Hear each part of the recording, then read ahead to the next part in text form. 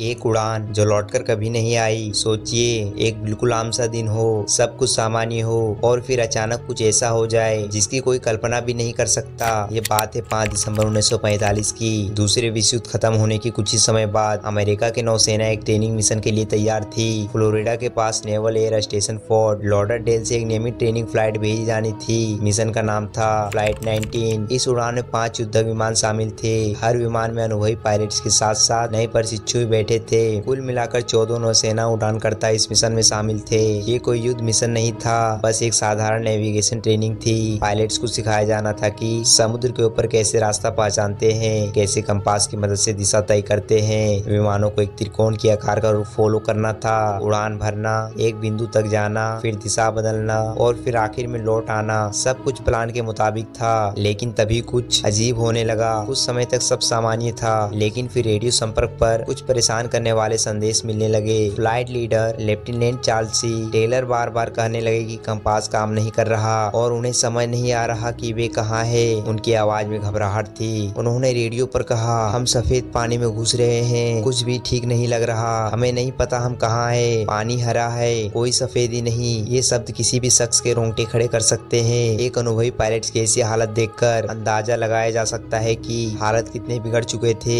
मौसम भी उनका साथ नहीं दे रहा था। समय बीतता गया और मौसम भी तेजी से खराब होने लगा। रेडियो से मिलने वाले संदेश में डर, भरम और निराशा साफ महसूस की जा सकती थी। और फिर एक एक कर सभी विमानों का संपर्क टूट गया। पूरा स्क्वाड्रन अटलांटिक महासागर के ऊपर कहीं गायब हो गया। ना कोई संकेत, ना कोई एसओएस, ना कोई मलबा। जैसे फ्लाइट 90 से संपर्क टूटा, यूएस नेवी ने तुरंत एक रेस्क्यू मिशन शुरू किया। एक मार्टिन मार्नी रेस्क्यू प्लेन भेजा गया जिसमें 13 क्रू मेंबर्स थे। लेकिन कड़वी विडंबना देखिए, वो रेस्क्यू प्लेन भी कुछ ही देर में लापता हो गया। उन्हें भी कभी नहीं देखा गया। इस रहस्यमयी घटना में कुल 27 लोग बिना कोई सुराग छोड़े गायब हो गए। जब नौसेना ने इस मामले की गहराई से जांच की तो कई बात सामने आई। कंपास फेल होना, मानव भूल, मौसम की खराबी और शायद विमान के सिस्टम में तकनीकी खामी। पर इनमें से कोई भी कारण पूरी तरह से साबित नहीं हो सका। सबसे चौंकाने वाली बात ये थी कि ना तो कभी मलबा मिला, ना कोई शव और ना ही किसी विमान का कोई हिस्सा। आज तक किसी को नहीं पता। ये घटना बरमूडा ट्रायंगल नाम के एक रहस्यमयी क्षेत्र की पहली बड़ी मिसाल बनी। वो जगह जो अटलांटिक महासागर में मानी जाती है और जहाँ से कई जहाज और विमान गायब हो चुके हैं। इस कहानी सिर्फ रोमांच या रहस्य नहीं निकलता,